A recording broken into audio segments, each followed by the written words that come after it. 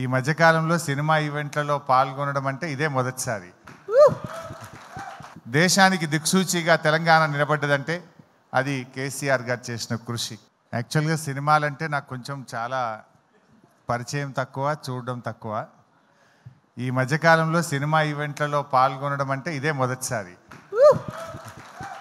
అయితే మా సీనన్న, మా రసమయ్యి, శ్రీనివాస్ ఈ ప్రోగ్రాంకు రావాలి అన్నప్పుడు రాకేష్ గురించి తెలుసుకున్న తర్వాత ఈ ప్రోగ్రాంకు వెళ్ళాలనిపించి రాకేష్ను ఆశీర్వదించడం కోసం ఈ కార్యక్రమానికి నేను వచ్చాను. ఒక మారుమూల పల్లెలో పుట్టి ఒక గిరిజన తండా నుంచి కష్టంతో తన ప్రతిభతో ఎంతో కష్టపడి ఎదిగి ఈ స్థాయికి వచ్చి రాకింగ్ రాకేష్గా ఆయన పేరు తెచ్చుకోవడం నిజంగా చాలా సంతోషం.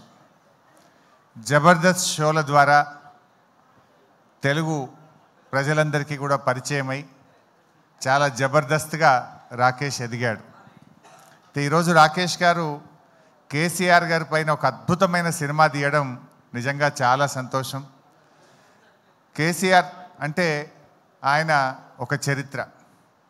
తెలంగాణ రాష్ట్రాన్ని సాధించడమే కాదు, ఈ రాష్ట్రాన్ని 10 ఏళ్ల పాటు అద్భుతంగా అభివృద్ధి పథంలో నడిపించిన నాయకుడు కేసీఆర్.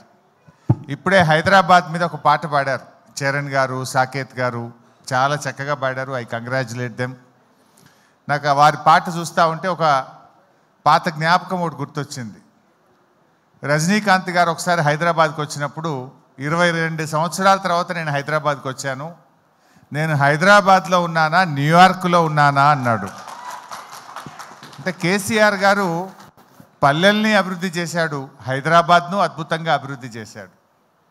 అభివృద్ధి అనేది మనం చూసే భౌతికమైన అభివృద్ధి కాదు, ఆయన సామాజికంగా, సంస్కృతి పరంగా ఈ రాష్ట్రాన్ని అన్ని రంగాల్లో కూడా అద్భుతంగా అభివృద్ధి పథంలో నడిపించి ఒక దిశను ఈ రాష్ట్రానికి, కొత్తగా ఏర్పడ్డ రాష్ట్రానికి చూపిన నాయకుడు కేసీఆర్.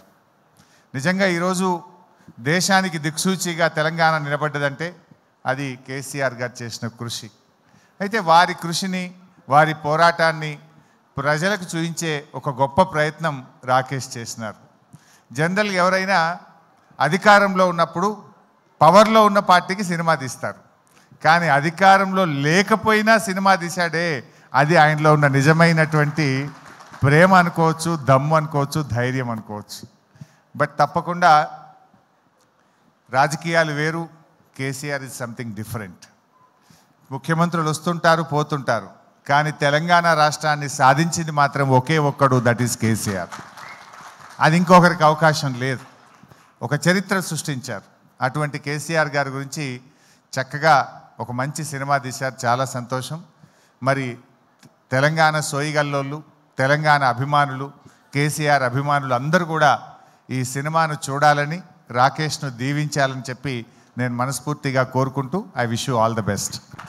నాదొక చిన్న విన్నపం, సిద్దిపేటలో ఈ సినిమా మీ ఫ్యాన్స్ చూసినా నా సినిమా ఆడిపోద్ది సార్. ఒక్కసారి సీన్ అని చెప్పి